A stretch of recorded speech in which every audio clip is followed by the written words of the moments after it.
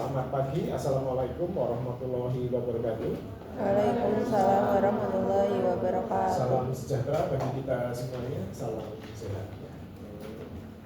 Baik. Ujian kemarin gimana? Mbak Anissa? Aman? Aman terkendali? Aman terkendali. Ya, aman terkendali. Baik. Jadi pada kesempatan ini kalian saya akan melanjutkan kuliah farmakologi gitu ya.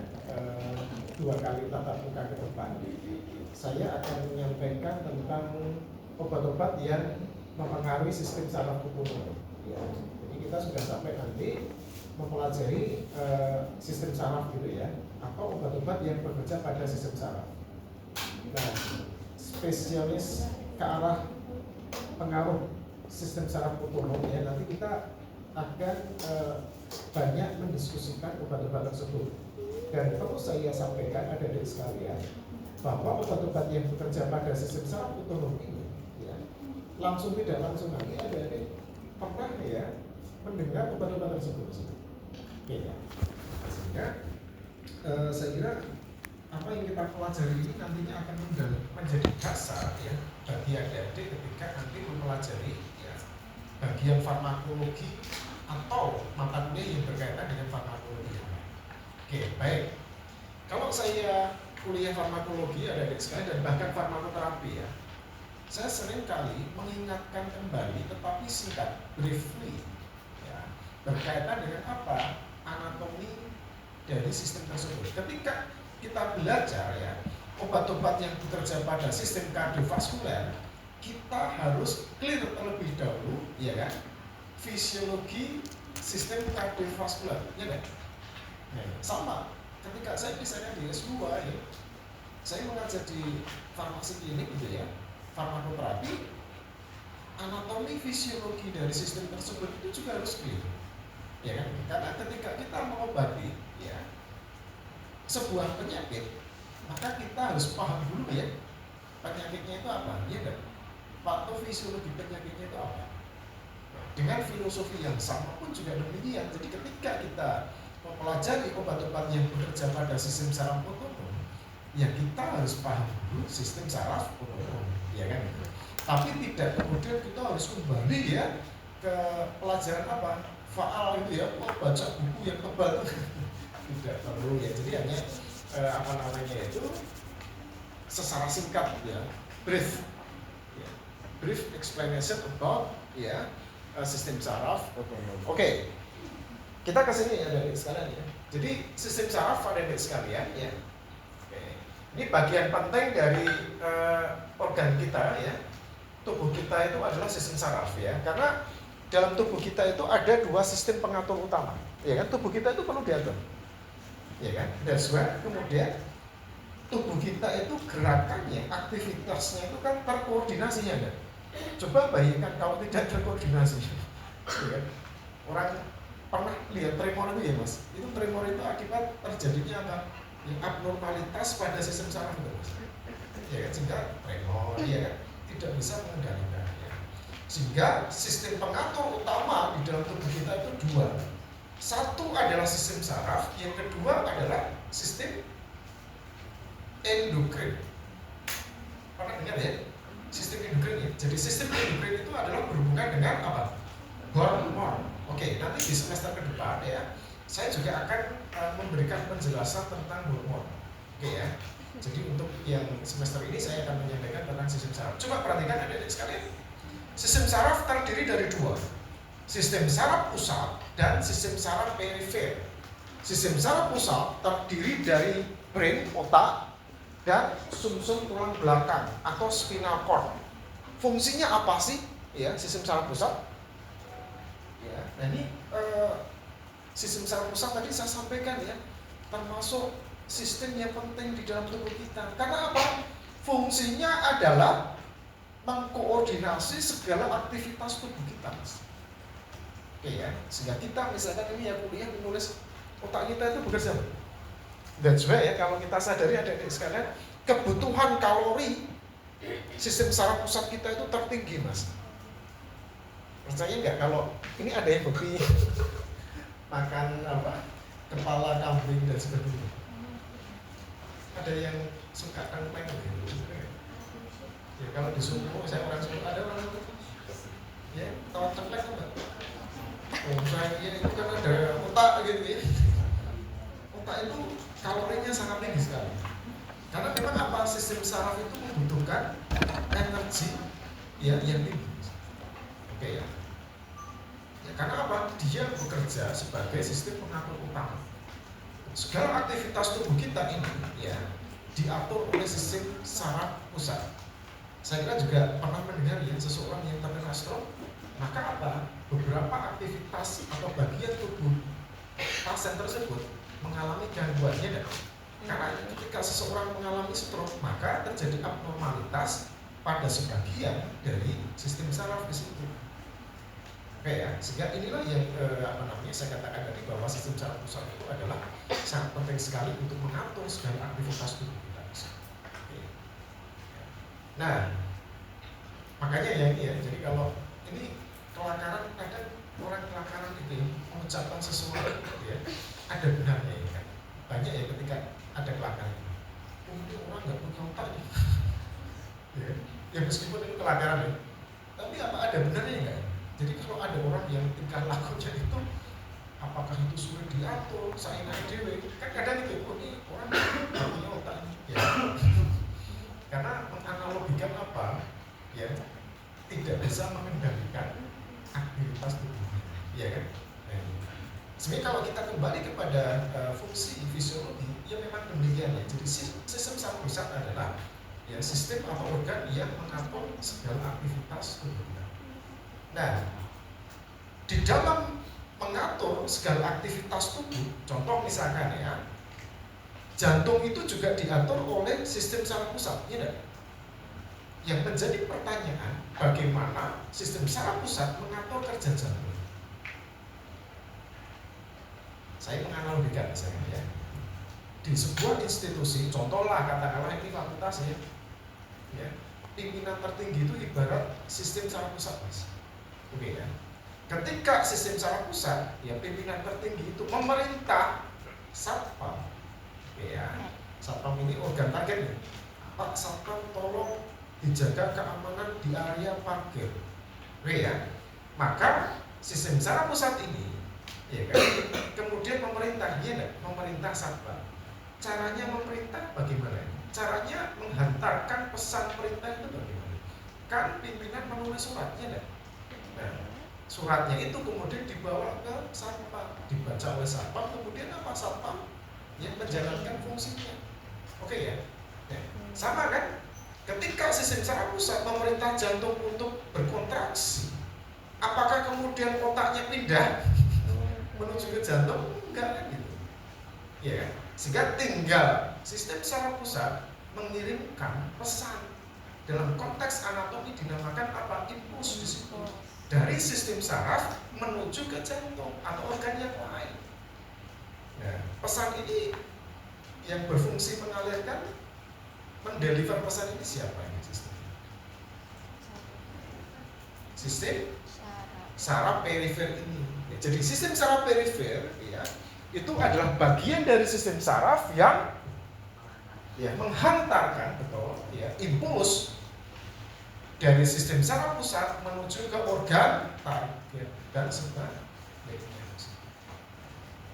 Sehingga ini penting ya ada ya, sehingga kalau terjadi abnormalitas atau gangguan ya pada sistem saraf perifer itu, maka fungsi dari organ juga akan berpengaruh tidak. Oke ya, paham ya. Nah, sistem saraf perifer ada dua ya, sistem saraf somatik ya, ini sifatnya voluntary ya, sadar ya, berkaitan dengan kerja dari otot kita. Jadi kerja dari otot ada di mulai juga ya. Nah ini diatur oleh sistem saraf motorik. Kemudian ada sistem saraf otonom.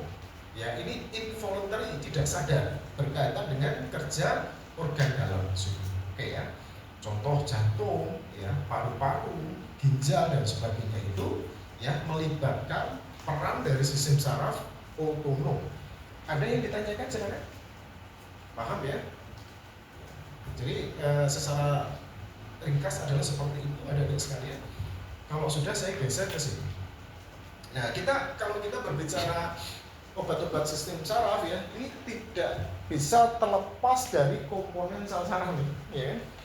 Nah, komponen sel saraf itu seperti ini, coba perhatikan bersama-sama ya. Jangan dilupakan. Jadi nanti sampai lulus ya, bahkan sampai bekerja ini neuron itu adalah salah satu yang tidak boleh dilupakan ya, bentuknya seperti ini. Ada beberapa bagian ya, ini dendrit ya. Kemudian ini adalah sel body ya, atau badan sel. Yang titik tengah itu adalah inti sel atau nukleus. Kemudian ini adalah akson. Warna kuning itu adalah selubung mielin atau mielin cell. Kemudian yang titik merah itu adalah squamous cell. Kemudian ini nodus Ranvier itu yang menghubungkan dua mielin ya. Kemudian ada ujung saraf atau akson terminal di situ. Ya, coba perhatikan ya. Dendrit itu fungsinya adalah menangkap impuls, menangkap sinyal, menangkap stimulus dari luar. Ya, seperti tangan ya, ditangkap ya. Ya kan? Coba perhatikan dulu ya. Setelah ditangkap oleh dendrit, adik-adik sekalian, maka impuls itu dihantarkan, oke ya, di sel body, kemudian dihantarkan sepanjang akson ini, sampai pada ujung saraf atau akson terminal. Oke ya, paham ya. Nah, kemudian apa yang terjadi Pak ketika impuls itu sudah sampai pada ujung saraf atau akson terminal? Oke ya. Jadi ketika misalkan saya ini sel saraf ya, Mas, nangkap nih Mas, ya kan? Stimulus dari luar, saya tangkap kan? Nah, kemudian dendrit saya ini mengalirkan ke sepanjang akson, oke ya, sampai pada ujung saraf nih. Terus bagaimana Pak kalau sudah sampai pada ujung saraf? Menghantarkan kepada sel saraf yang lain atau sel yang lain. Coba ditangkap. Mas ada, tangkap Mas. Nah, ditangkap dendritnya Mas ada. Ya kan? Dihantarkan sepanjang akson sampai ujung saraf akson terminal. Dari akson terminalnya Mas ada, diberikan coba. Mbak Nahda di sini ditangkap dendrit. Terus ya. Jadi itulah komunikasi antara ya sel saraf satu ya ke sel saraf yang lain atau sel yang lain. Oke ya, bisa dipahami. Dibalikan nggak? Ya. Seperti itu ya adik-adik ya. Ada yang belum jelas? Oke, kalau sudah kita lanjutkan. Coba perhatikan. Ya, ini saya kira nggak masalah ya. Terus kemudian adik-adik sekalian, akson ini penting ya. Karena apa? Akson itu adalah bagian dari sel saraf yang berfungsi di dalam menghantarkan impuls tadi. Oke ya. Terus kemudian yang warnanya kuning itu adalah apa? Selubung mielin. Ya. Mielin cell. Itu fungsinya adalah apa? Mempercepat penghantaran atau transmisi impuls sepanjang akson. Sehingga akson yang mempunyai mielin, maka proses transmisi impulsnya itu semakin cepat. Paham ya? Karena ada penyakit Mas yang dinamakan multiple sclerosis, di mana penyakitnya tersebut itu gitu ya, terjadi akibat mielin yang rusak. Kalau mielinnya rusak bagaimana? Maka perintah dari otak menuju ke organ target menjadi terhambat. Ya. Ini penyakit yang dinamakan multiple sclerosis. Jadi ada dulu ya pelawak namanya Pepe, sudah almarhum, yang meninggal karena multiple sclerosis. Jadi tahu-tahu lumpuh itu tangan kanan kiri dan kaki. Jadi kakinya nggak bisa digerakkan. Jadi ketika otak memerintah kaki, pesannya nggak sampai di situ kan? Nggak nyampe karena apa? Nggak tekan Mas. Karena mielinnya rusak. Ya. Ada yang ditanyakan? Terus itu ada squamous cell itu apa Pak? Squamous cell nama lainnya adalah sel glial. Sel glial. Ya, fungsinya apa? Sel tersebut itu adalah kalau ibarat ya ini asisten rumah tangga. Jadi dia itu mensupport ya, memberikan nutrisi, memaintain ya mielin. Jadi mielin itu ya disupport oleh sel glial. Ya, jadi kalau sel glialnya juga rusak mas, ini juga mengakibatkan mielin juga rusak. Ya, jadi sel glial, ya ini neuroglial, squamsel itu sama ya, hanya kalau squamsel itu dia pada sistem saraf perifer, sedangkan yang sel glial itu adalah pada istilah yang digunakan pada sistem saraf pusat ya, dan juga perifer. Oke. Ya, Adik ya. Ada pertanyaan silakan. Aman? Aman ya. Nah, sekarang coba kita lihat. Ini sama sih seperti yang saya sampaikan tadi. Jadi kalau dari satu sel saraf, ya, mengirimkan pesan kepada sel saraf yang kedua, tadi saya sampaikan kan gitu ya, ditangkap oleh dendrit, kemudian si dendrit itu ya mengalirkan, mentransmisikan impuls sepanjang akson kan gitu ya. Dan ini yang dinamakan signal tadi ya, electrical signal. Oke ya, sampai pada ujung saraf ya, kemudian menyampaikan ke dendrit saraf yang lain dan terus menerus. Itulah yang dinamakan komunikasi antar sel saraf ya. Oke ya. Nah, pertemuan sel saraf satu dengan yang lain dinamakan sinap. Nah, ini sinap ya. Ujung ke ujung dari kedua sel saraf ya, pertemuannya itu sinap di sini. Jadi sinap itu enggak ketemu ya. Jadi misalkan ini ujung saraf saya dengan ujung saraf Mas ada juga begini Mas. Ini tidak ketemu itu enggak, tapi gini. Ya sehingga kalau saya memberikan pesan kan harus apa? Ya, memberikan sesuatu kan gitu. Pesannya. Jadi pertemuan tadi dinamakan sinap ya. Jadi kedua tangan itu tidak bersalaman tidak. Ya, nanti kita bahas ya. Oke, ada yang ditanya tidak? Lanjut ya. Nah ini ya, ilustrasi ya. Jadi saraf yang tidak bermielin itu ya transmisinya adalah sangat lambat ya, berbeda dengan yang mempunyai mielin ya, gitu ya. Oke, lanjut ya. Nah, coba perhatikan. Nah, ini sinap ya, Adik ya. Pertemuan antara ujung saraf satu dengan saraf yang lain. Jadi ya tidak berhubungan ya kan?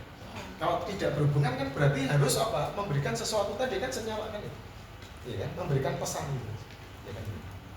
Nah, coba ya. Jadi sebenarnya gambar ini itu adalah gambar yang saya lingkari ini Adik. Namanya sinap ya. Kalau diperbesar itu seperti ini. Ya, jadi ujung saraf satu dengan yang lain itu tidak ketemu. Ya kan? Ada celah. Ini sinap, celahnya dinamakan celah sinaptik ini. Coba perhatikan.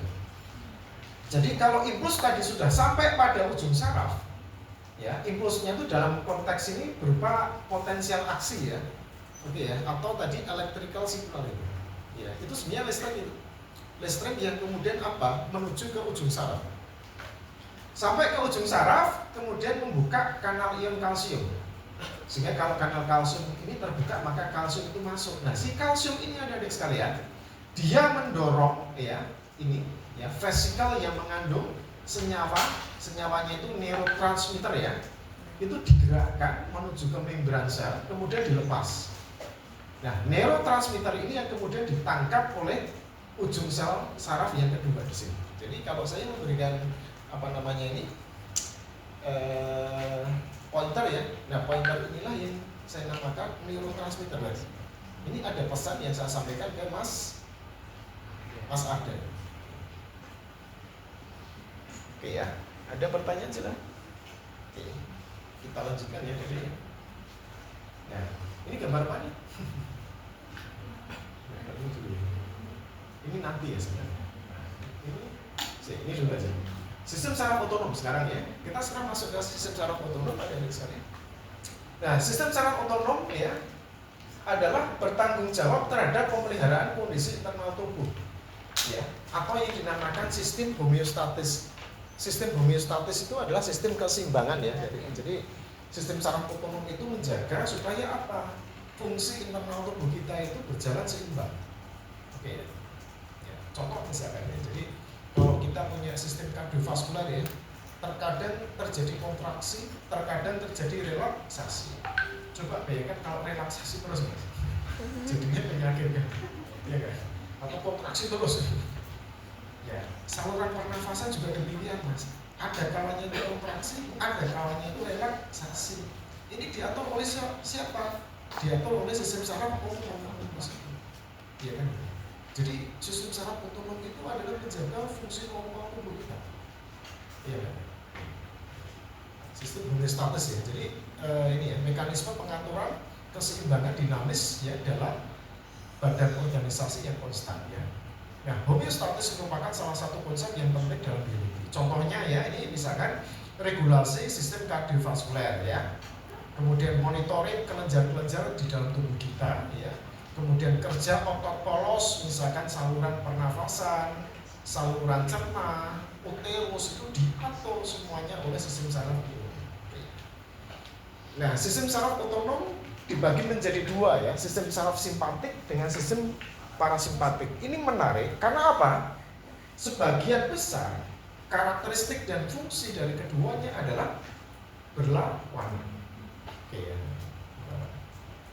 Ya karena apa? Ya berlawanan itu untuk menjaga homeostatis tadi, untuk menjaga keseimbangan fungsi ya normal dari sistem yang ada di dalam tubuh kita. Kita kasih satu persatu ya. Nah, sistem saraf simpatik ya. Nah, sistem saraf simpatik adik-adik sekalian bersifat katabolik, membakar energi, fight or flight response, membakar energi di situ. Kok bisa membakar energi? Saya kalau menjelaskan nanti terlalu ilmiah malah ujung-ujungnya tidak paham. Saya akan ilustrasikan dengan hal-hal yang dimana adik-adik itu kita semuanya merasakan. Mbak Cherry pernah marah nggak? Pernah. Kalau marah adik-adik sekalian ya, kadang orang bilang ya, jangan buang-buang energi. Oke, ya ini sama ya, kelakaran yang kadang ada betulnya, betul ya? Nah, ketika orang marah adik-adik sekalian, apa yang terjadi? Denyut jantungnya tinggi, betul ya? Tekanan darah juga tinggi. Itu membuktikan ya kerja dari sistem saraf simpatik.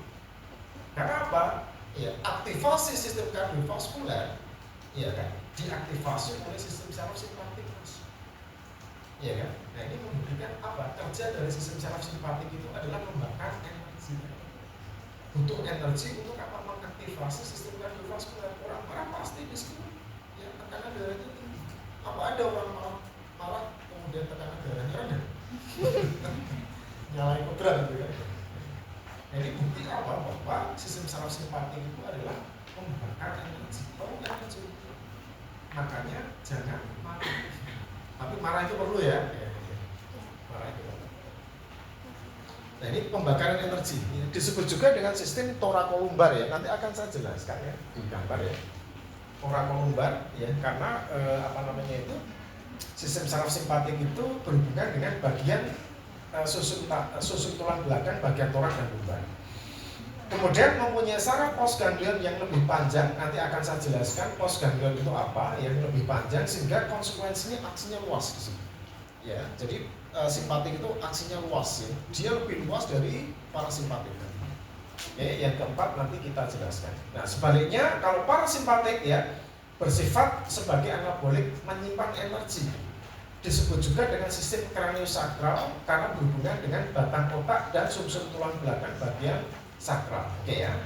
Mempunyai saraf postganglion yang pendek sehingga apa membawa konsekuensi aksinya lebih terlokalisasi dibandingkan yang simpatik di sini. Baik. Nah, kalau sudah saya akan kembali di sini. Ini gambar apa ini, Mbak?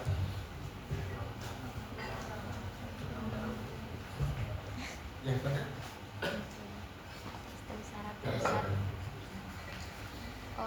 Sistem. Langsung disebutin. Ini tengah ini gambar apa ini? Spinal, ya, spinal cord. Ya. Tengah itu adalah tengah itu adalah sistem saraf pusat. Dari mulai otak, ya, kemudian vertikal ke bawah itu adalah spinal cord. Ya. Coba perhatikan di sini. Ya. Ini kan sistem saraf pusat nih, ya kan? Nah, ini adalah organ-organ yang diatur oleh sistem saraf pusat. Ada retina mata, ya kan? Ada kelenjar nih, ini beberapa kelenjar ya.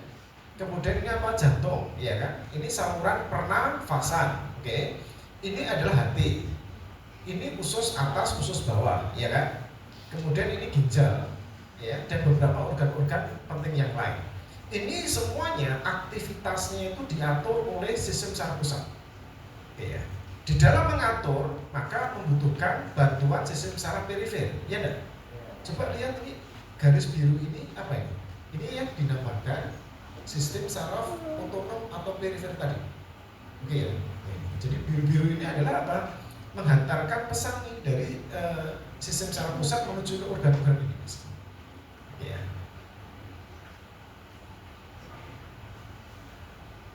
Oke, bisa ya dibayangkan ya dari sana. Saya lanjutkan. Oke, kalau sudah saya akan menggunakan PowerPoint.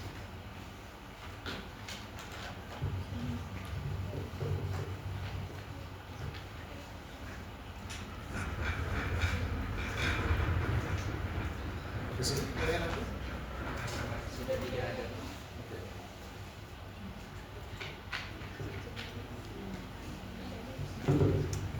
saya akan gambar kembali ya, jadi ini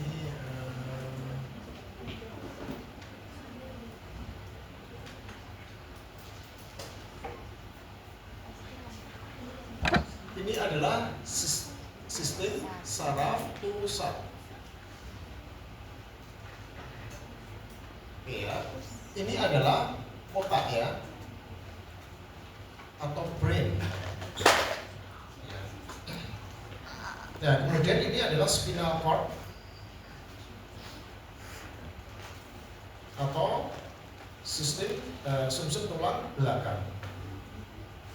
SPP bukan SATP ya. Sumsum tulang belakang. Nah, terus kemudian ini singkatan dosen-dosen itu ada singkatan. Kalau Pak Agung singkatannya apa? AEN gitu kan. Ini cervix ya, cervix. Terus kemudian ini torak ya. Lumbar, sakral.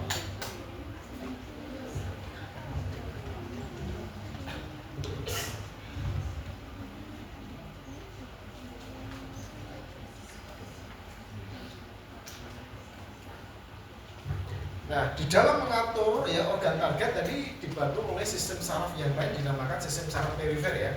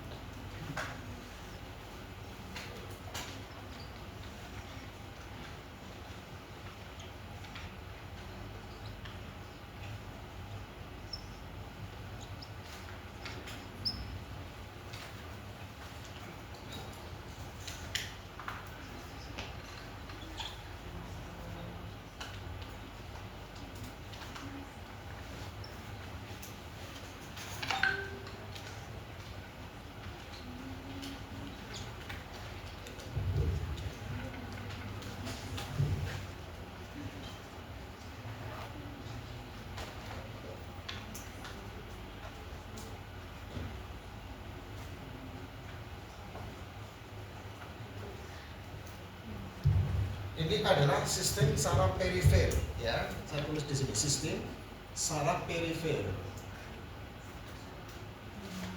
Sistem saraf perifer ada dua ya. Yang pertama adalah sistem saraf somatik. Dia bekerja ya mengatur otot skeletal muscle, otot kita di sini. Kemudian yang kedua di sini adalah sistem saraf otonom. Sistem saraf otonom ada dua ya, ini A, ini simpatik. Kemudian yang B, ini adalah para simpatik. Ya. Saya kemarin itu ngecek ya, jadi kalau ada yang menggambar ulang, ya, ini kok beda Pak panjangnya. Tadi saya menjelaskan ya bahwa apa ya, postganglionnya itu kan berbeda. Nah, saya ingin menjelaskan adik-adik sekalian bahwa pada sistem saraf otonom, sarafnya atau sistem sarafnya itu dibagi menjadi dua bagian. Oke ya. Bagian sistem saraf otonom yang berhubungan dengan sistem saraf pusat dinamakan preganglion. Oke ya, ini dinamakan preganglion. Pre itu berarti sebelumnya, ya kan? Sedangkan yang sesudahnya dinamakan postganglion. Oke ya, postganglion adalah bagian dari sistem saraf otonom yang berhubungan dengan organ target. Itu sering ya keluar ya, karena kalau misalnya kita baca buku-buku ya yang berhubungan dengan sistem saraf gitu ya, nanti jangan bingung ya, preganglion, postganglion itu apa ya. Nah ini adalah postganglion juga. Oke, coba perhatikan ya, ini tadi adalah sinap ya dari ini adalah sinap,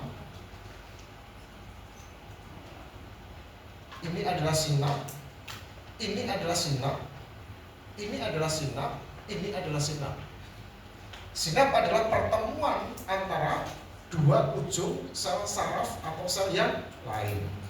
Khusus untuk ya sinap yang menghubungkan preganglion dengan postganglion ini dinamakan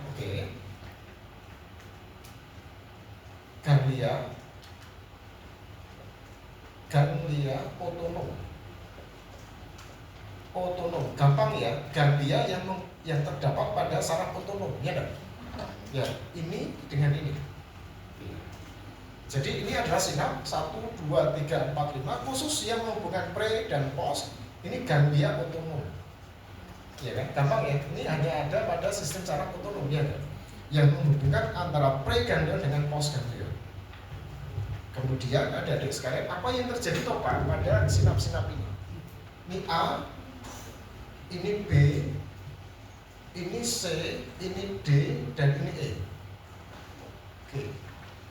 Banyak informasi yang sebenarnya nanti ada di situ ya adik-adik ya. Coba pelan-pelan nanti nyatatnya belakangan ya. Ini A sama dengan B. Oke ya. Saya perbesar ini ya gambarnya di situ. Gambarnya adalah seperti ini.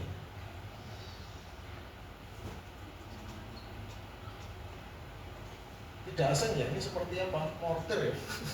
Mortir yang dihadapkan ya mas. Emang mau adu mortir Pak Agung? Oke. Mortir. Berarti yang sebelah kiri adalah apa? Preganglion. Preganglion. Oke. Sistem saraf otonom. Ya kan? Baik yang simpatik maupun parasimpatik. Sebelah kanan adalah postganglion.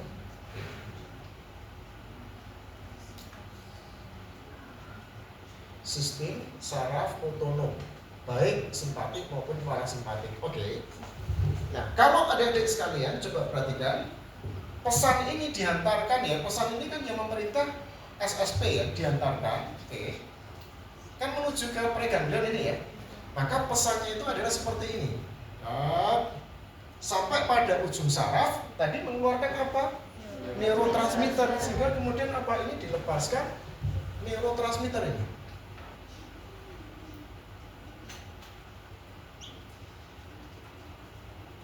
Ini adalah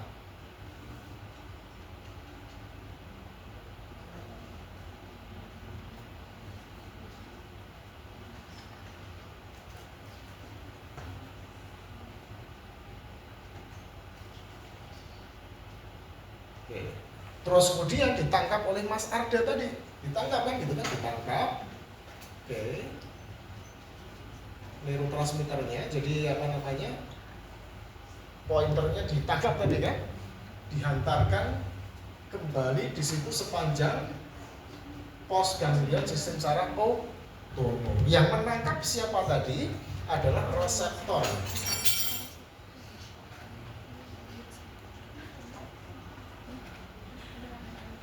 Oke. belum selesai. Neurotransmitter yang dilepaskan oleh preganglion sistem saraf otonom, baik simpatik dengan parasimpatik, dinamakan apa ini? Sangat terkenal. Depannya asetilkolin. Asetilkolin. Ditangkap oleh reseptor, reseptornya dinamakan reseptor asetilkolin apa? Nikotinik.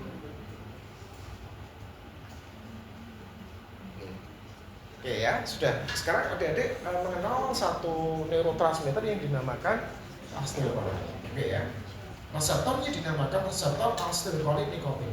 Dan sebenarnya ini juga apa namanya itu target dari nikotin ya. Jadi kalau orang merokok, ya, nikotinnya itu dia bisa mengaktifasi reseptor asetilkolin nikotin.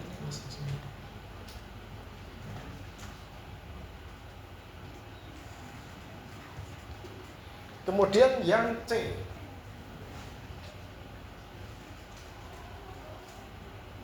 Yang C, oke, yang C saya gambar ya.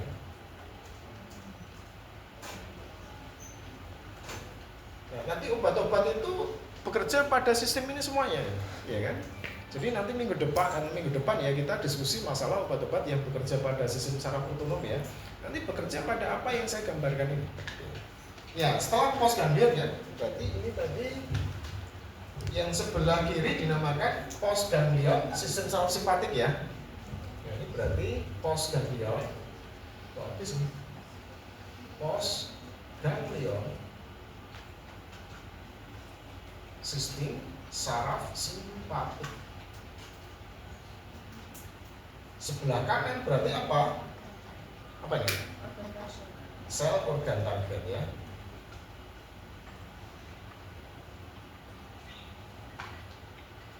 Sama juga, jadi ya sepanjang postganglion kan diteruskan nih adik-adik ya, sampai pada ujung saraf, nih. Nah, kemudian melepaskan neurotransmitter, sama ya, melepaskan neurotransmitter. Nah, neurotransmitter yang dilepaskan postganglion sistem saraf simpatik dinamakan apa ini? Ada yang tahu?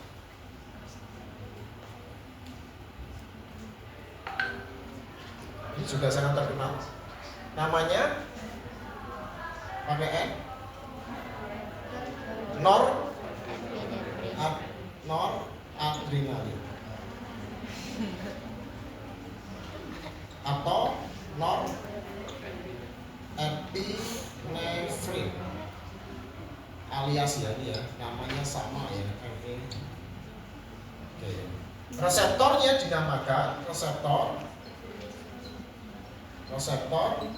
adrenergic.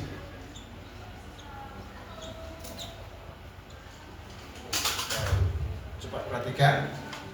Jadi setelah ditangkap ya oleh reseptor adrenergic ya adik-adik sekalian ya. Oke, maka apa yang terjadi? Maka yang terjadi akan menghasilkan efek.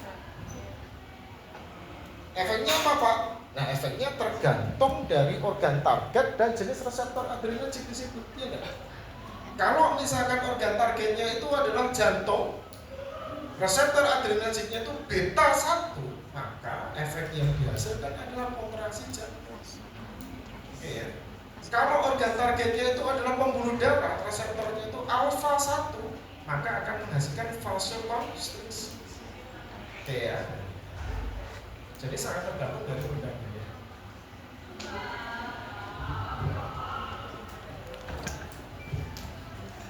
Oke, lanjut ya. Sehingga adik-adik sekarang mengenal dua neurotransmitter ya. Yang pertama asetilkolin, yang kedua adalah noradrenalin. Oke, lanjut yang D.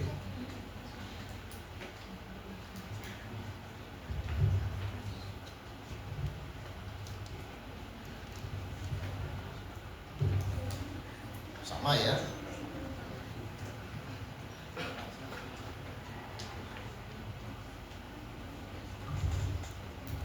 Ini berarti postganglion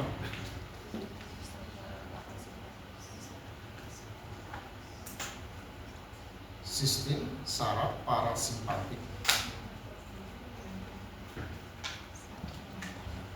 Oke, sebelah kanan adalah sel organ target.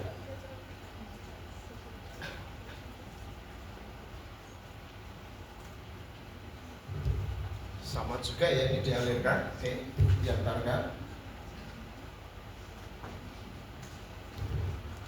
Kemudian melepaskan neurotransmitter.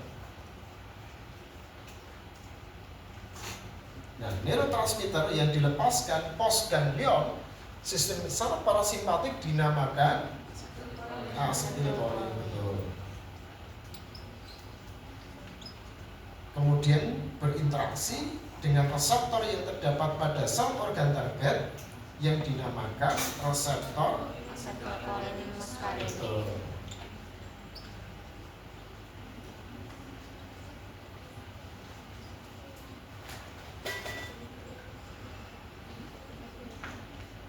Terus kemudian menghasilkan sama ya efek ya.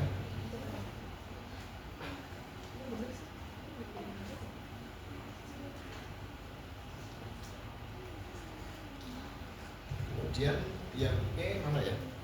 Yang di sini.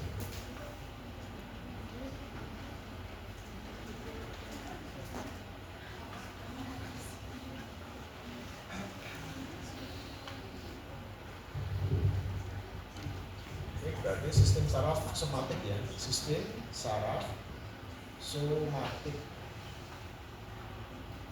Ini adalah skeletal muscle, skeletal muscle.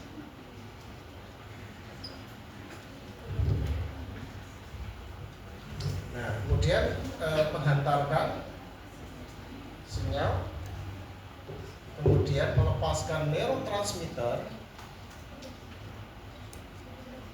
Neurotransmitternya ini dinamakan sama ya, asetilkolin. Kemudian berinteraksi dengan reseptor. Reseptornya dinamakan reseptor asetilkolin nikotinik.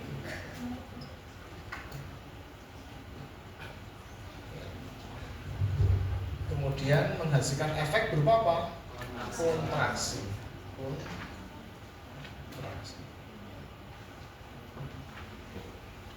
Oke, selesai ya. Kalau masih ada yang belum paham, silakan ditanyakan. Ini nanti banyak banget.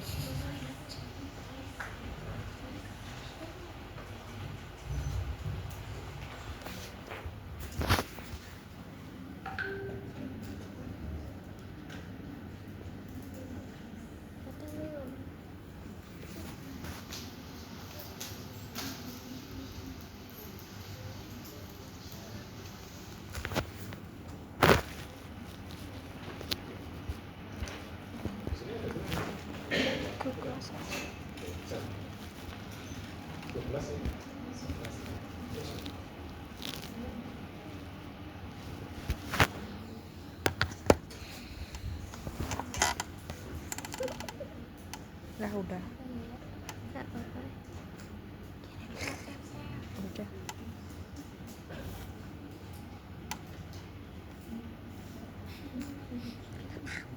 Enggak. Ada yang ditanyakan?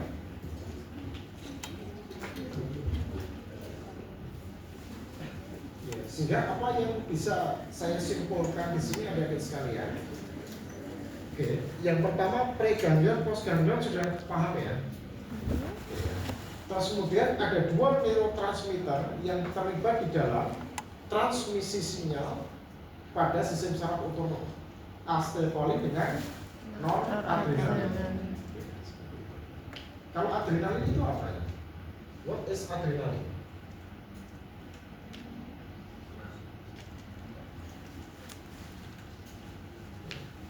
Sebenarnya ya adik-adik sekalian ya. Jadi antara noradrenalin dengan adrenalin itu adalah dua senyawa yang terdapat pada satu biosintesis yang berasal dari tirosin. ya, tirosin diubah menjadi dopa, diubah menjadi dopamin. Tahu ya dopamin ya? Dopamin itu judul film. Udah nonton lah? Dopamin judul film. Ya, saya iseng nonton, ternyata apa? Dopamin itu film. Jadi sepasang suami istri yang hidupnya berkekurangan, kedatangan tamunya meninggalkan uang miliaran. Judulnya tapi dopamin ya. Judulnya tidak adrenalin ya. Saya tuh betul bertanya, Mbak, kaitannya dengan dopamin apa ini? Iya, ada yang maksudnya bukan dopamin ya.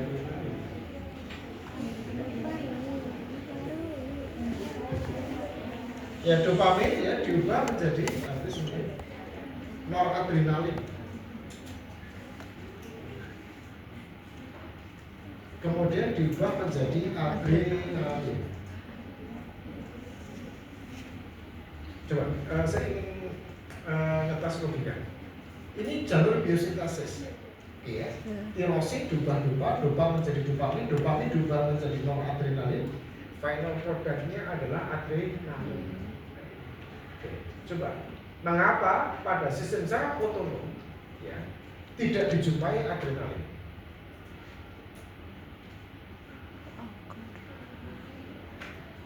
Karena enzim yang mengubah noradrenalin menjadi adrenalin tidak ada. Sehingga pada sistem saraf otonom hanya dijumpai noradrenalin. Sehingga kemudian adrenalin itu apa? Ya, jadi adrenalin itu adalah sebenarnya hormon yang diproduksi oleh siapa ini adrenalin? Ini sering ya, kan ada apa namanya itu son adrenalin. Ada festival namanya son adrenalin. Jadi istilah adrenalin itu sudah menjadi sebuah istilah populer ya, yang ternyata sebenarnya secara anatomi itu adalah hormon ya. Apa sih sebenarnya adrenalin itu hormon yang diproduksi oleh siapa? Kelenjar adrenal. Jadi ya ini kelenjar adrenal. Ini kelenjar adrenal itu adalah kelenjar endokrin ya. Ini kelenjar adrenal. Kelenjar adrenal terdiri dari dua bagian. Ini adalah korteks. Ini adalah medula. Medula adrenal menghasilkan 80% hormon yang dinamakan, ada yang tahu? Adrenalin. Jadi adrenalin itu adalah dihasilkan oleh medula adrenal. Kurang dari 20% ini adalah noradrenalin dan dopamin. Oke ya. Jadi satu keluarga ini ya, si adrenalin, noradrenalin dengan dopamin itu kakak beradik ya. Semuanya itu katekolamin ini. Jadi kalau ada katekolamin, nah ini anak-anaknya katekolamin itu ada adrenalin, noradrenalin, dopamin. Oke ya. Sedangkan histamin itu sepupuan. Jadi satu grup besar monoamin gitu ya. Ya, tetapi bukan katekolamin. Histamin, serotonin itu sepupu dari adrenalin. Nah, kalau korteks adrenal menghasilkan hormon, ini tidak keluar ujian tetapi untuk menambah wawasan ya. Korteks adrenal menghasilkan hormon yang dinamakan, pernah mendengar nggak? Glukokortikoid. Contohnya kortisol ya. Kortisol, hidrokortisol itu. Kemudian yang kedua, mineral.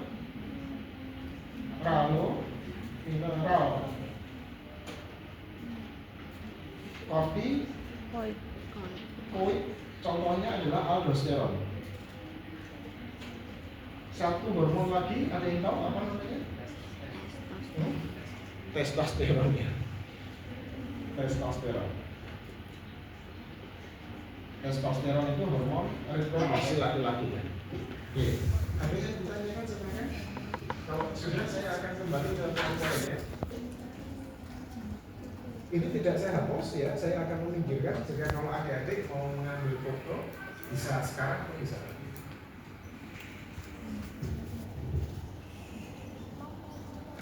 Oke, istirahat dulu ya sana.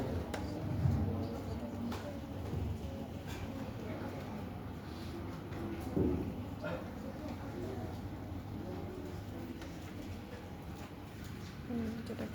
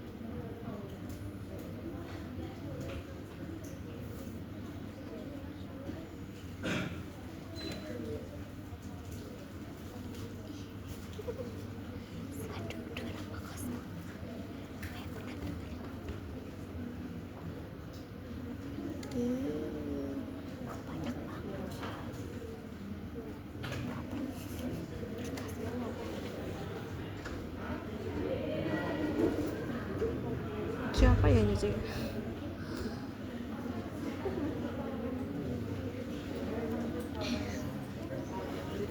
Muka aku gak dimasukin, masukin aku.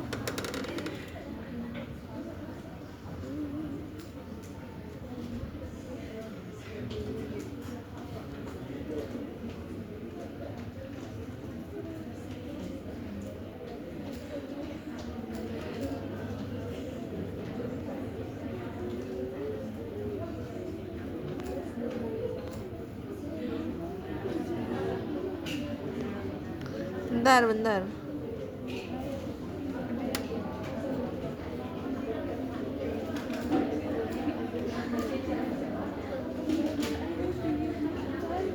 Itu nggak ada ya?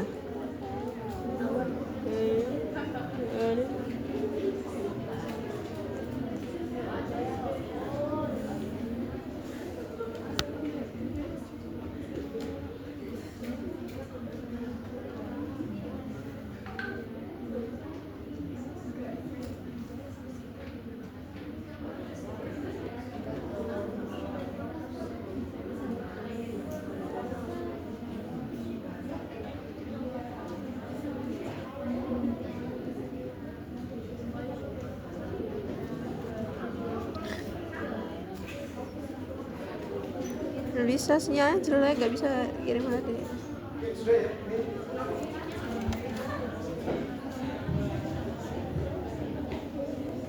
Saya pikirkan ya. Nggak bisa HD, ini sinyalnya jelek. Nggak bisa kirim HD. Oke, baik, kita lanjutkan slide PowerPoint ini sekali.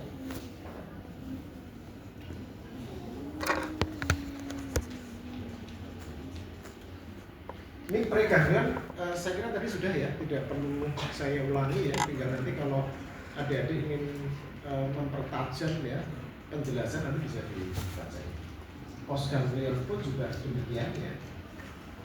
Oke. Kemudian neurotransmitter tadi juga sudah saya sampaikan ada dua ya. Jadi acetylcholine dengan norepinefrin atau noradrenaline. Nah, saya akan meresum apa yang sudah saya sampaikan adik-adik sekalian ya. Jadi ya penghantaran transmisi ya, yang melibatkan sistem saraf ya itu dimulai dari sistem saraf pusat, oke. Ya, mengatur kerja dari organ target yang melibatkan 3 sistem saraf perifer, 1 somatik, 2 simpatik, yang ketiga adalah parasimpatik. Oke, semuanya sudah saya sampaikan tadi.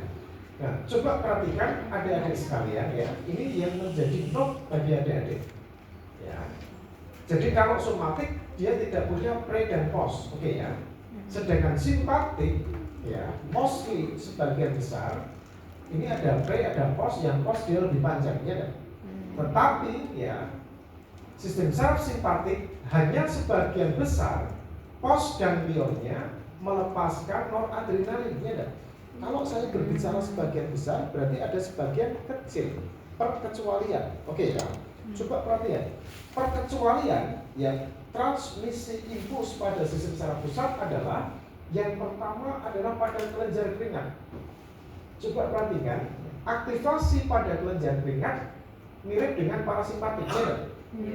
That's why ya, aktivasi pada kelenjar keringat yang melibatkan sistem saraf simpatik dengan parasimpatik itu sama, Mas. Iya. Jadi tadi di awal kan saya sampaikan ya, karakteristik dan fungsi simpatik parasimpatik berlawanan, kecuali di beberapa lokasi di sini.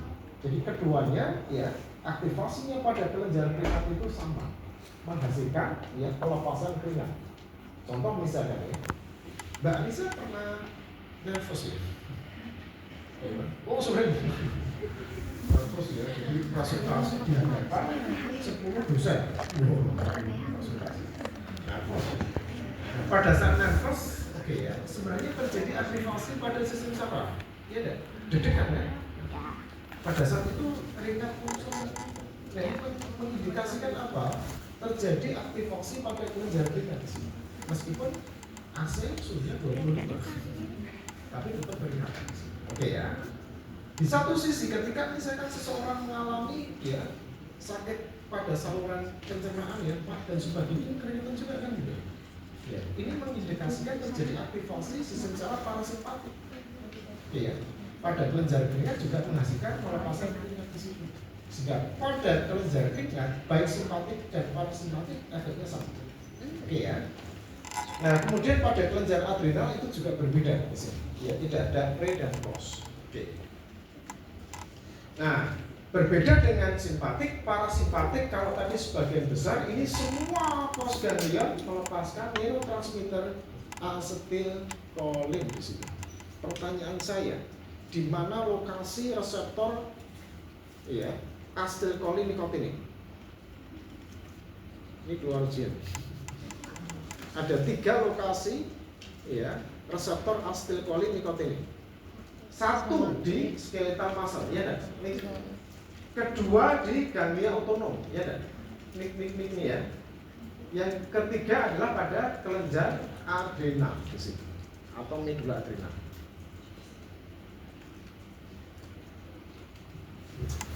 Pada otot juga sama, oh iya.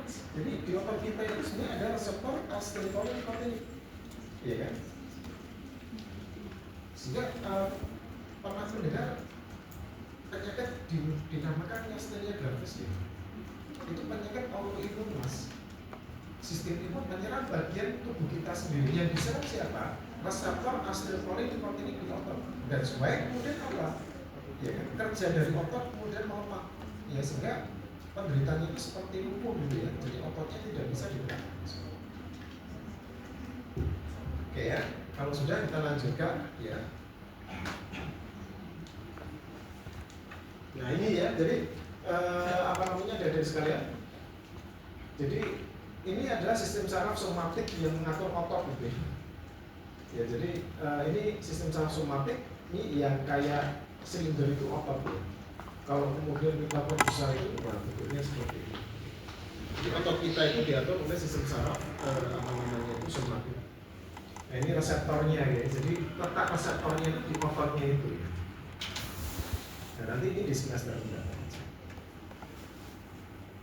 Nah kemudian saya masuk satu persatu ya, neurotransmitter ya, asetilkolin. Asetilkolin ya, ini disintesis dari asetilkoenzim A dan kolin. Gampang ya, asetilkoenzim A dan kolin, ya, menjadi asetilkolin. Sintesis tersebut dikatalisis oleh enzim yang namanya apa? Kolin asetil transferase. Enzim yang mentransfer gugus asetil menuju ke kolin, jadilah asetilkolin. Ya, jadi kalau ada nama-nama enzim itu biasanya digunakan berdasarkan fungsinya atau berdasarkan substratnya. Ya, enzim glucuronidase, enzim yang mengglucuronidasi substratnya itu apa sih? ya kan?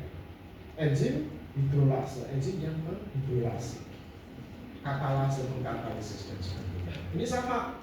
Kalau kolin asetiltransferase fungsinya adalah apa? Mentransfer gugus asetil menuju ke kolin, jadilah asetilkolin. Oke. Kemudian yang ketiga adalah asetilkolin juga diinaktivasi oleh degradasi hidrolisis enzim yang dinamakan asetilkolin esterase atau kolin esterase. Jadi prinsipnya begini, adik-adik sekalian. Tadi sudah saya singgung homeostatis gitu ya. Termasuk di dalamnya itu adalah pembentukan asetilkolin. Jadi tidak mungkin tubuh itu menghasilkan asetilkolin terus, Mas. Karena kalau terus-menerus menghasilkan asetilkolin itu juga berbahaya.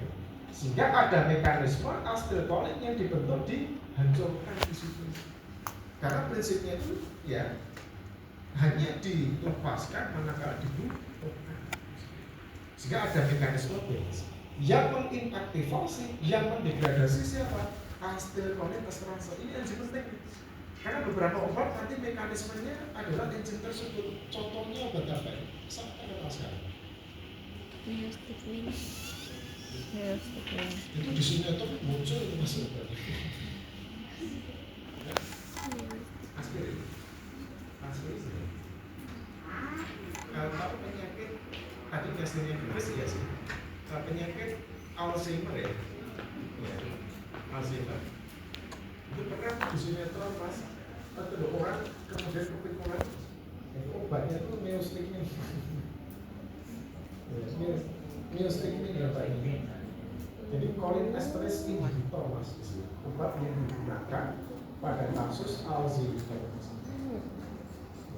Sehingga kemudian apa? Enzim tersebut itu dihambat, konsekuensinya asetilkolin meningkat atau berkurang. Meningkat. Nah, asetilkolin tadi adalah apa? Mengaktifasi sistem saraf kan gitu. Di beberapa kasus ya adik ya, pernah nggak mendengar citikolin?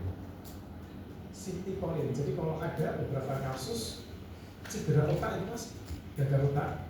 Nah, ini pasiennya itu mendapatkan kalau istilah populernya itu adalah nutrisi otak, tapi ya obatnya itu dinamakan citikolin. Ya Mbak Siti. Maaf ya, ada yang sama ya tuh. Nama-nama obat itu juga seperti nama-nama manusia ya. Ada yang namanya Eko, ya nama pertama kan, Eko Nasol. Anak nomor ketiga, Trihensimetidil. Anak nomor dua, Dwi kan, Dwi Goksim.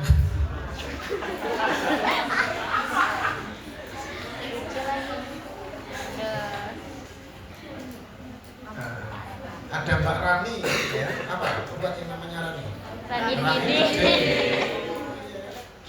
Jadi hampir semuanya itu nama-nama orang ya. Nanti sampai itu. Nah, minggu depan saya sampaikan tadi ya. Jadi Alzheimer itu ya, obatnya adalah neostigmin. Percaya tidak bahwa mekanisme dari neostigmin ini itu sama dengan senyawa utama baygon. Ya. Bedanya apa Pak ya? Nanti minggu depan kita bahas. Sama-sama kolin esterase inhibitor gitu ya. Tapi yang satu racun, yang satu obat. Oke. Nah ini seperti pada papan tulis ini, papan tulis slide PowerPoint-nya. Jadi kolin asetilkoenzim A dengan enzim kolin asetiltransferase kemudian dibentuk asetilkolin ya. Kemudian sesaat setelah dibentuk disimpan. Oke ya. Mengapa disimpan? Kalau tidak disimpan dengan cepat maka akan dihidrolisis oleh enzim. Kemudian setelah dibutuhkan maka kemudian dilepaskan. Oke ya. Berinteraksi dengan reseptornya. Apakah reseptor asetilkolin nikotinik atau muskarinik? Kemudian ya secara homeostatis ini didegradasi oleh asetilkolin esterase menjadi kolin dan asetat. Si kolin ini bisa disimpan kembali di sini. Ya, jadi ini adik-adik sekalian homeostatis gitu ya, sintesis dari asetilkolin. Oke, lanjut. Nah ini obat-obatnya ya saya kira. Nah kemudian norepinefrin juga demikian ya. Jadi dibentuk, disintesis melalui jalur yang sudah saya sampaikan tadi ya, tirosin, dopa, dopamin, norepinefrin dan epinefrin. Sama gitu ya. Jadi norepinefrin juga diinaktivasi melalui beberapa skema. Yang pertama diambil kembali untuk disimpan. Oke. Yang berikutnya adalah didegradasi oleh beberapa enzim. Katekol O-metil transferase, ya transferase dan monoamin oksidase. Oke. Monoamin oksidase. Oke. Nah, ini tadi ya pengetahuan yang saya sampaikan tadi. Senyawa monoamin, katekolamin dan sebagainya nanti dibaca, tapi ini tidak termasuk bagian dari bahan ujian ya. Ini hanya untuk memperkaya pengetahuan Anda sekalian. Oke, nah reseptor neurotransmitter ya berarti ada dua ya. Yang berkaitan dengan asetilkolin, reseptor asetilkolin yang berhubungan dengan noradrenalin adalah reseptor adrenergic. Oke, nah ini jadi reseptor asetilkolin ada dua. Nikotinik, muskarinik terdapat pada beberapa organ dan dibagi menjadi beberapa subtipe M1, 2, 3, 4, dan 5. Sedangkan yang kedua, reseptor asetilkolin nikotinik terdapat pada 3 lokasi tadi, skeletal muscle, ganglia otonom, dan medula adrenal. Oke ya. Nah, sedangkan yang reseptor norepinefrin ada 2, alfa, beta. Alfa ada alfa 1, alfa 2. Nanti minggu depan kita akan bahas. Sedangkan yang beta ada 1, 2, 3, tetapi yang sering dibahas adalah 1 dan 2. Sudah minggu depan nanti kita akan bahas ya. Sehingga adik-adik sekalian ya nanti kita akan mengeksplorasi ya obat-obat yang bekerja pada sistem saraf otonom ya untuk memudahkan pemahaman ya. Saya akan membagi dua ya berdasarkan neurotransmitter. Yang pertama adalah saraf yang berhubungan dengan asetilkolin atau reseptor asetilkolin ya dinamakan saraf kolinergik. Oke ya. Yang pertama saraf kolinergik ini berhubungan dengan asetilkolin atau reseptor asetilkolin. Yang kedua adalah saraf adrenergik, saraf yang berhubungan dengan reseptor adrenergik. Sehingga pembagian obat-obat yang bekerja pada sistem saraf itu ada masing-masing 2, sehingga total adalah 4. Agonis kolinergik, antagonis kolinergik, agonis adrenergik, antagonis adrenergik. Gampangannya adik-adik sekalian, agonis kolinergik berarti apa?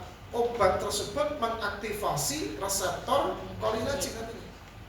Sedangkan antagonis berarti apa? Menghambat, melawan. Sama ya logikanya yang adrenergik. Agonis adrenergik ya pokoknya di situ mengaktifasi, menstimulasi reseptor adrenergik. Ya, sedangkan yang antagonis berarti berlawan. Ya.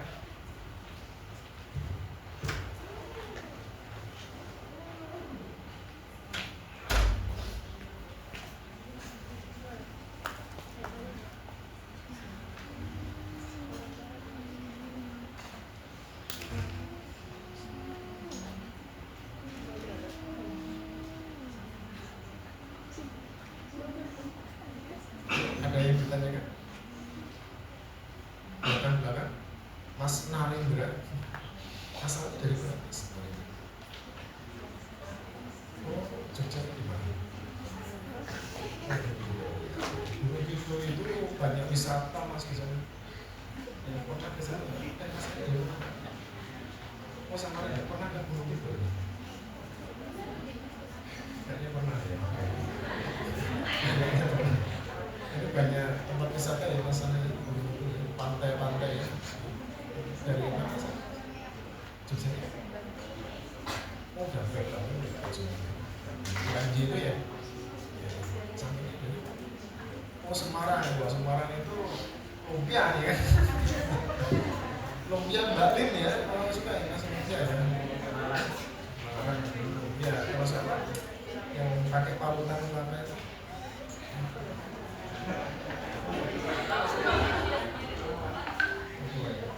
Tingkong Babat. Dari mana? Oh, Kediri. Wah, ini penduduknya Persik. Persik Kediri. Kediri yang terkenal adalah apa? Gudang garam. Ya. Jadi pabriknya ini bisa. Oke, ada yang ditanyakan sedikit ya. Saya Lunas semangat belajar.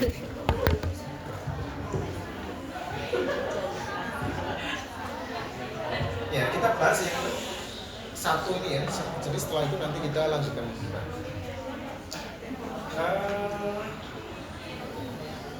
Tapi papan tulisnya dibalik bisa ya. Karena masih ada waktu ya saya lanjutkan.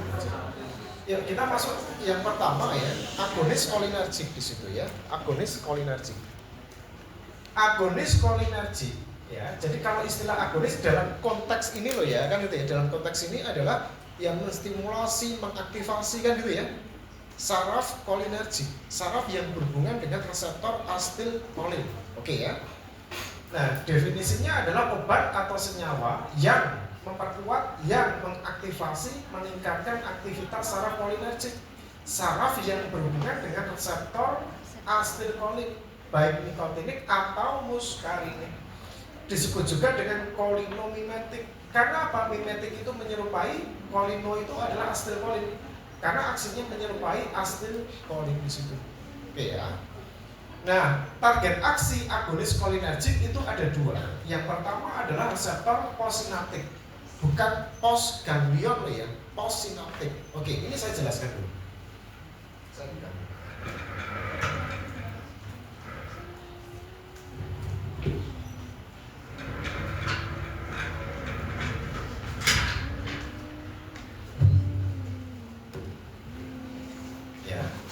Target aksinya yang pertama reseptor postsinaptik, kemudian yang kedua adalah pada reseptor asetilkolin esterase.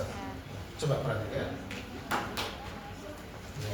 Pelajaran saya itu menggunakan logika ya.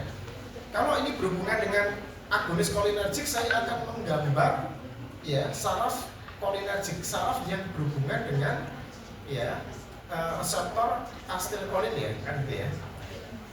Nah, sama seperti ini ada nih sekalian. Terus kemudian ini adalah saraf kolinergik. Ini adalah sinap ya, adik ya, sinap. Berarti ini adalah celah sinaptik. Bagian sebelum celah sinaptik dinamakan presinaptik.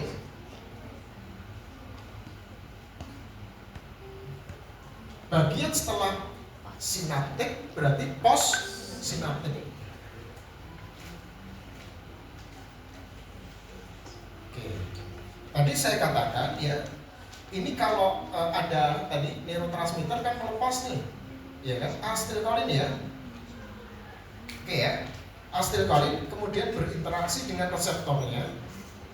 Ini reseptornya bisa dua ya, asetilkolin, nikotinik, reseptor asetilkolin, muskarinik. Kemudian ada dua kemungkinan menghasilkan efek atau meneruskan impuls.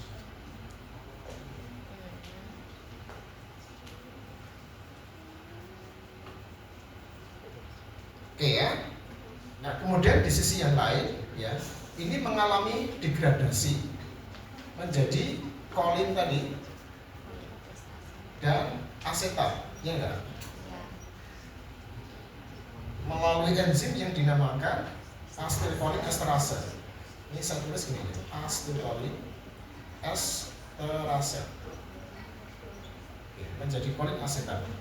Nah, target yang berhubungan dengan agonis kolinergik itu ada dua.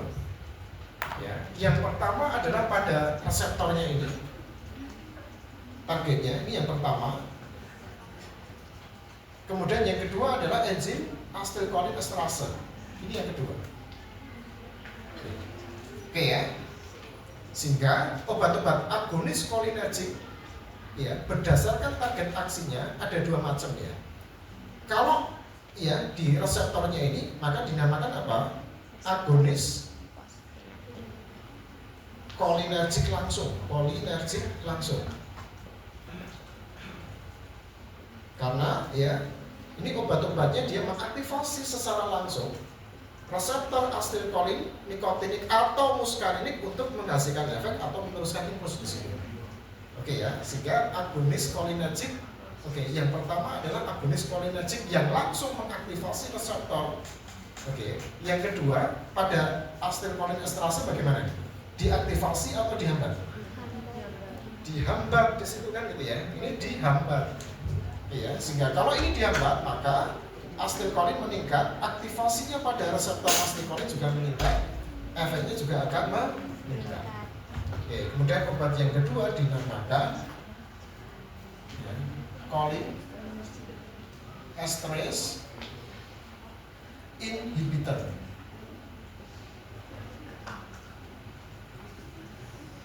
Sama ya, dua-duanya meningkatkan efek atau meneruskan impuls di situ ya. Nah, keduanya dinamakan agonis cholinergic.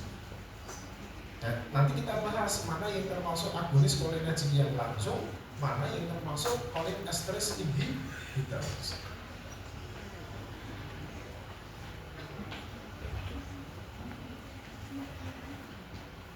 Oke, sudah ya.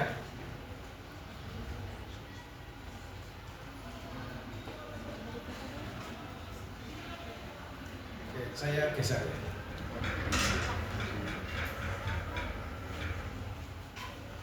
Lanjut sebentar. Nah, yang pertama adalah targetnya reseptor posinatik tadi, obatnya agonis cholinergic langsung. Kemudian target yang kedua enzim asetilkolinesterase, obatnya dinamakan golongan kolin esterase inhibitor. Oke. Kita kaji yang pertama ini ya. Coba perhatikan. Agonis cholinergic langsung. Berarti obat ini dia berinteraksi langsung kepada reseptornya di situ, ya nggak? Nah, golongan yang pertama adalah golongan ester. Strukturnya mirip dengan asetilkolin, oke ya. Sehingga kalau strukturnya mirip dengan asetilkolin, maka dia mempunyai karakteristik yang sama dengan asetilkolin dong. Sehingga ketika digunakan di dalam tubuh, maka dia juga didegradasi oleh kolin esterase, ya nggak? Sehingga obat yang pertama ini tidak bisa digunakan. Oke ya.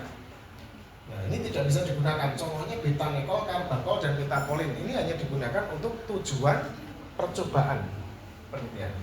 Yang digunakan ini adalah golongan alkaloid, berasal dari tanaman. Strukturnya sedikit berbeda, sehingga tidak dapat dimetabolisme oleh enzim asetilkolinesterase. Contohnya arikolin, muskarin, dan pilokarpin.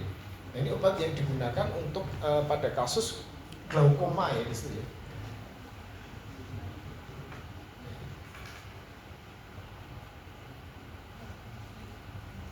Nah, kemudian yang ketiga golongan nikotin. Jadi kalau golongan nikotin jelas dia berhubungan dengan reseptor asetilkolin nikotinik ya. Sedangkan yang satu dan yang kedua itu adalah nantinya berhubungan dengan reseptor asetilkolin muskarin di situ. Oke. Nah, sekarang kita masuk ke yang kedua ya, kolin esterase inhibitor. Tadi sempat saya singgung ya, adik ya. Jadi ini obat-obat dia menghambat enzim asetilkolinesterase. Ada dua golongan, inhibitor reversible, inhibitor irreversible. Ya, yang sebelah kiri adalah obat, yang sebelah kanan adalah racun. Oke ya. Yang sebelah kiri menghambat interaksi asetilkolin dengan enzim asetilkolinesterase, tetapi sifatnya reversible. Jadi dia menghambat, dilepas lagi di situ. Tetapi yang racun tadi dia dihambat, dipegang kuat di situ kan, sehingga mengakibatkan karakteristiknya menjadi racun. Nah, obat yang pertama ini adalah hidroponium, neostigmin, dan pyridostigmin, digunakan pada penyakit myasthenia gravis yang saya kira ini sudah saya sampaikan ya. Ya, khusus pada hidroponium kemarin di pertemuan pertama itu obat yang digunakan untuk diagnosis ya, karena dia onsetnya dan efeknya cepat itu. Ya, kalau efeknya cepat kan tidak ideal untuk obat ya. Obat itu idealnya efeknya lama kan gitu. Ya, terus kemudian yang inhibitor irreversible itu adalah memfosforilasi enzim sehingga enzimnya terinaktivasi atau alias dia berinteraksi secara kuat. Ya, jadi enzimnya itu apa? Dipegang, ya, diikat kuat ya oleh senyawa inhibitor irreversible ini. Contohnya ya senyawanya ini adalah diisopropil fluorofosfat, isofluorofosfat, dan malation.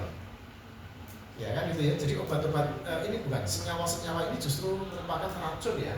tetapi di beberapa kesempatan digunakan sebagai insektisida ini. Ya. Tetapi dia kalau terkena tubuh manusia, ya, petaninya itu berbahaya. Oke ya, karena bisa mengakibatkan intoksisitas pada ya pengguna. Oke ya, makanya kalau menggunakan insektisida itu kan menggunakan apa istilahnya pelindung kan gitu, ya kan?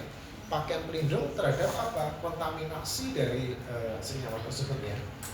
Nah ini dapat menembus semua membran, misalkan kulit, barrier darah dan otak gitu ya, sehingga mengakibatkan keracunan organ fosfat pada manusia. Oke, ini larut dalam komponen lipid. Kalau larut dalam komponen lipid, apa ini konsekuensinya? Maka bisa menembus blood-brain barrier, bisa menembus otak mas. Sehingga ketika petani terkena keracunan organofosfat, maka harus cepat tindakannya mas. Karena apa? Organofosfat itu dia lebih mudah ya masuk ke otak, ya kan, dan bisa mengakibatkan kerusakan kan gitu. Ya. Nah sehingga pada konteks keracunan organofosfat berarti apa? Kelebihan asetilkolin dia enggak? Nah si asetilkolin yang berlebihan itu mengaktifasi reseptornya di berbagai organ gitu ya, sehingga ini yang kemudian mengakibatkan keracunan ya. Keluar keringat ya, terus kemudian mengakibatkan karena tadi kan otot ada reseptor asetilkolin nikotinik gitu ya, jika otot-ototnya itu kaku-kaku mas. Kemudian karena saluran pencernaan itu juga ada reseptor asetilkolin muskan ini, sehingga apa terjadi kontraksi pada saluran pencernaan. Sehingga pengatasannya berarti apa ya, kadar atau efek asetilkolin diturunkan atau melepaskan ikatan yang sifatnya irreversible tadi ya. Sehingga ini caranya ya, ini caranya yang kedua dulu ya. Ini ya efek atau aksi dari asetilkolin atau kelebihan asetilkolin dilawan ya oleh antagonis asetilkolin. Ya, jadi atropin ya contohnya ya. Jadi dia antagonis asetilkolin melawan aksi asetilkolin pada reseptornya. Sehingga efek asetilkolin bisa mengalami penurunan. Yang pertama atau yang kedua di sini adalah apa? Cara yang ini ya. Yang pertama, menghidrolisis melepaskan ikatan yang kuat antara organofosfat terhadap enzim protein esterase. Jadi ikatannya dari talinya itu dipotong itu mas, gitu ya. Sehingga kemudian apa? Organofosfat melepaskan ikatan terhadap enzim protein esterase di situ ya. Contohnya obatnya ini adalah pralidoxin. Jadi pralidoxin itu adalah obat klinik pertama pada keracunan organofosfat gitu ya. Tetapi kelemahannya apa? Obat pralidoxin itu sulit menembus blood-brain barrier. Oke. Ya, sehingga kalau sampai organofosfat itu sudah mencapai menembus otak ya, menembus blood-brain barrier, ini sudah kesulitan untuk ditangani. Sehingga kalau penanganan keracunan organofosfat adalah as soon as possible di sini. Ada pertanyaan di sini, ada sekali? Ya, komponen dari baikon itu juga sama ya, organofosfat ya dari sini, karena termasuk insektisida. Oke, ada pertanyaan? Kalau tidak kita lanjutkan minggu depan ya. Semoga apa yang kita diskusikan memberikan manfaat ya bagi adik-adik sekalian. Demikian saya akhiri. Bila taufik wal hidayah. Wassalamualaikum warahmatullahi wabarakatuh. Salam sejahtera bagi kita semua. Sampai ketemu minggu depan. Terima kasih.